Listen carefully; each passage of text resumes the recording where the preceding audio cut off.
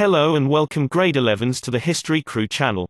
This video serves as part 1 and deals with topic 3 of your syllabus, which is, Ideas of Race in the Late 19th and 20th Centuries.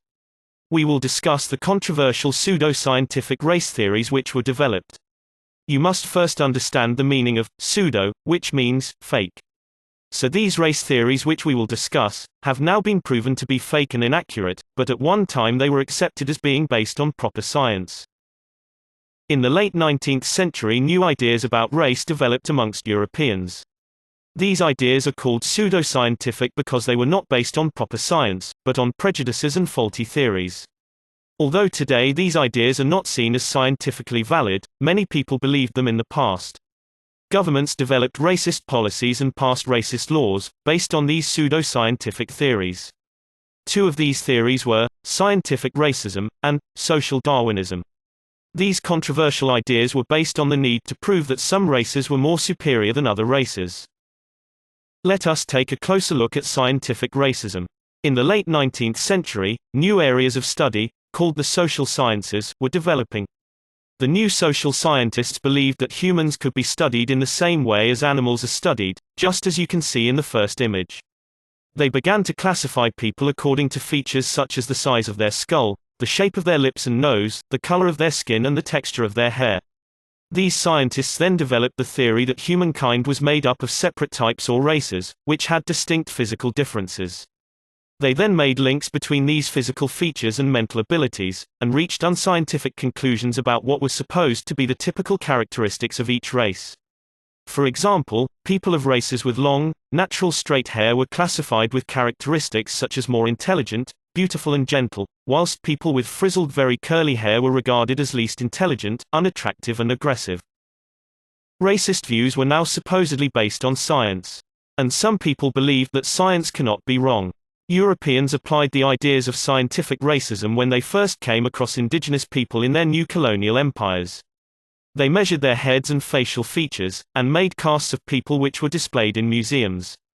At world exhibitions, people from the colonies were often put on display in artificially created native villages, which emphasized their simple, primitive way of life compared to the progress of the industrialized world. South Africa's most famous example was of Sarah Bartman. She was captured and taken to Europe, where she was put on display. People would then pay to be able to look at her, and they were fascinated by her large lips, flat nose and large genitalia. She eventually died and her bones were kept for scientific research in France. In 1994, Nelson Mandela did make a request for her bones to be returned to South Africa. Eventually in 2002, her bones were returned and buried on 9 August 2002, to the Gamtus Valley area in which she lived.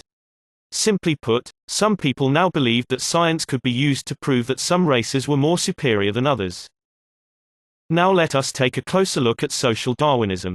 The ideas of scientific racism were taken a step further in social Darwinism. In 1859, the British scientist Charles Darwin published his theory of evolution. This showed that, in the animal world, species were continually evolving or changing. A social scientist, Herbert Spencer, used the phrase, the survival of the fittest, to describe this process. Spencer and other social scientists applied Darwin's theory to humans, and called it social Darwinism. They believed that the various human races were at different stages in the process of evolution. Social Darwinists believed that there was a hierarchy of races, and that the Europeans were the most advanced because they had developed better technology and had conquered large parts of the world. They used this belief to justify colonial expansion, believing that Europeans had a right to take land and force other people to work for them. They saw it as part of the process of the survival of the fittest.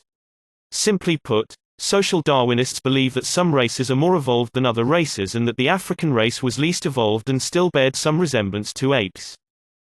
From scientific racism and social Darwinism, a far more sinister science developed. This was eugenics. The word, eugenics, comes from the Greek for good genes. It was first developed by the British writer Francis Galton, who argued that it was wrong to protect the underprivileged and weak in society, since this went against the principles of evolution and the survival of the fittest. Only those with good genes should be supported.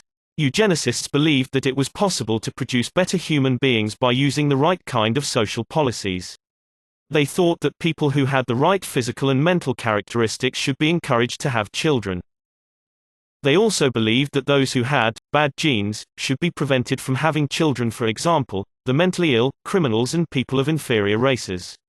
So, for example, in Britain a law was passed in 1913 to lock away mentally ill people in institutions to prevent them from having children. Other countries tried a cheaper alternative such as forced sterilization, which is shown in the first image. Supporters of eugenics also believed that interracial relationships would lead to the superior races becoming weaker by mixing with the inferior ones. This led to laws prohibiting sexual contact between races, and in extreme cases, to policies of genocide, such as the extermination of the Jews in Nazi Germany. However, in more modern times these pseudo-scientific races are outlawed, condemned and forbidden as shown in the second image, where people are protesting against the policies and laws which promote eugenics. But it has not stopped some people from still believing in them. Thank you for watching this video and remember to subscribe to the History Crew channel and keep in touch with future updates.